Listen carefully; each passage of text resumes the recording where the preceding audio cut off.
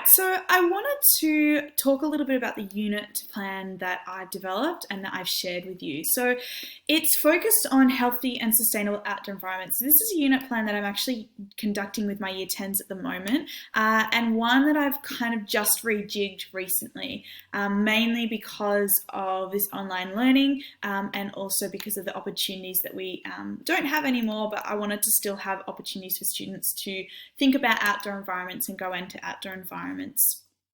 So it is about 4 weeks, could be 5 weeks. It depends on how many lessons you have in outdoor education. I'm really fortunate. I've got 3 80-minute lessons a week. And my old school I was at, I had 2 75-minute lessons a week. So I've definitely been able to jump up in terms of the content that I'm able to deliver. So this is about 4 weeks worth of going through this unit plan. Something to keep in mind and remember though is that 4 weeks can turn into 5 or 6 depending on what's going on at your school. There might be PD days, there might be athletics carnivals, there might be Year 10 assemblies that students have to go to. So it's always really important to be really flexible and have maybe a lesson or two flexibility wise for you to know that you know what, you might not get through all of the stuff that you were meant to in one lesson, or you might need an extra lesson to go through something, or all of a sudden you thought that you had 3 extra lessons at the to finish this off, and then the school cuts it down for whatever reason. There's a day that they obviously need that student or those students out for. And excuse me. For this unit, I've really focused on exploring biodiversity, investigating climate change, looking at different ways we can reduce our impact on outdoor environments, and also evaluating the health of local environments as well. And that's really the focus for me, is this, it's all going to culminate into how can I assess the health of a local environment. And for me online, this is a really good way. I could go, well, they can go into a local park or to a local lake or even down to the beach. And a way for them to be able to get outside and assess the health of an environment and something they could still do outdoor-ish wise without me having to be there, without having to organise an excursion. So it's kind of been mishmashed from what I would normally do, taking them out on excursion, and also now allowing them a chance to go out and do their own field kind of assessment or report.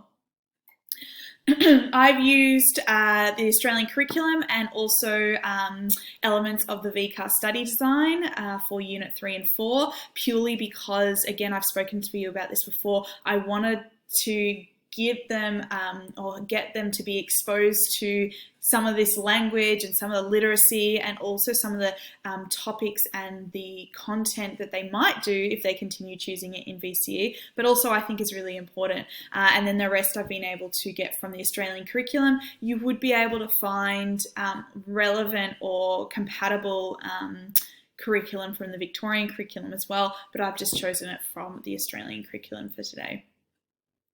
Our assessment, either a topic test or a journal report. Since doing this, I've actually gotten rid of the topic test and I've had it as a summative task as a journal report.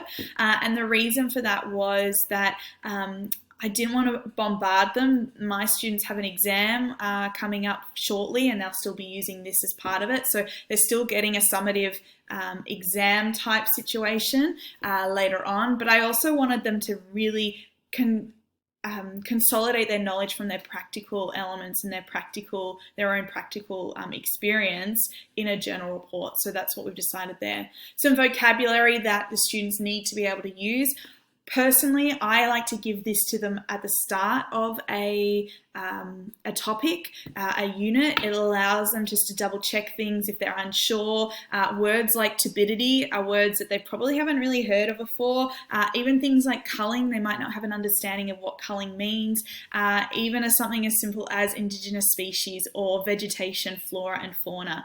I still get students coming into year 11 and 12 OES who can't tell the difference between flora and fauna, or when trying to describe and use their literacy skills to describe vegetation, they'll say things like bushes and trees. And yeah, that's correct, but I want you to really be able to think a little bit more and use those specific literacy skills that you've learned and apply them to your understanding.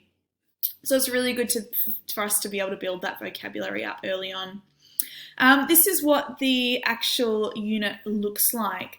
So I've broken it down really simply into what's the lesson title. So if I'm going to students today, what are we learning? Today we're learning about biodiversity. Today we're learning about climate change. We're doing Climate Change 101, back to basics. Let's work out what it is.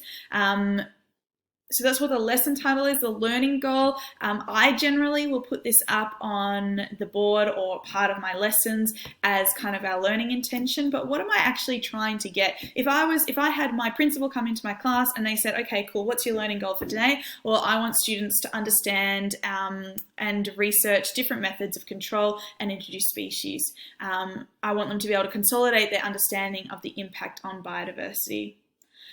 The key skills and understanding here are really the success criteria. What do I want students to be able to reflect on and be able to do? And I have left them as a, can I do this? And the reason I do that is because I want students at the end of each lesson to be able to answer that question. Can I define and give examples of the different types of biodiversity?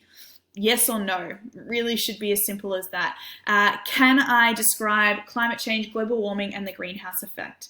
And if they can't, because sometimes that happens. Sometimes we teach something and we feel like we've done the best lesson in the world, and then we get to asking them the questions and they go, global warming, what's that, right? Then that's a really good indication for us about where we need to further extend our students or differentiate or try teaching it in a different way. So when we're talking about developing this curriculum and this unit, that was part of it, is I really want my students to be able to understand the importance of biodiversity and healthy environments and how we can assess the health of an environment. And then how I know if they've been able to do that is through these key understandings of these success criteria. Okay, I put a few resources here as well. Many of them are different PowerPoints. It's all red. We don't have any textbooks. Even in year 11 and 12, we have one textbook. And personally, I don't think it's the greatest textbook in terms of what I really want my students to be able to use. So we unfortunately have to create a lot of our own content, and it takes a long time to build that up. But there are some amazing websites out there like Cool Australia, even some of like the TES and like Teacher Resource Packs, some fantastic resources out there. You just need to be able to look and find them as well. So, over here, I obviously have a PowerPoint about what biodiversity is. I get them to create a poster. We go through a worksheet with a whole bunch of different questions. And here is a link to an article that I like to use. You'll find a lot of different links to like articles and things like that in here. Like here I've got heaps. Mainly I put them in there as a reminder to me, but also as a way for me to kind of relearn or give them to students for extension reading. Sometimes I have students that go, I really love this topic, can I learn more about it? Here you go, here are some amazing articles that might be able to help you on your journey. So that's why we've got those resources there as well. Excuse me. When we talk about differentiation, again, these key skills and key understandings are really key for that.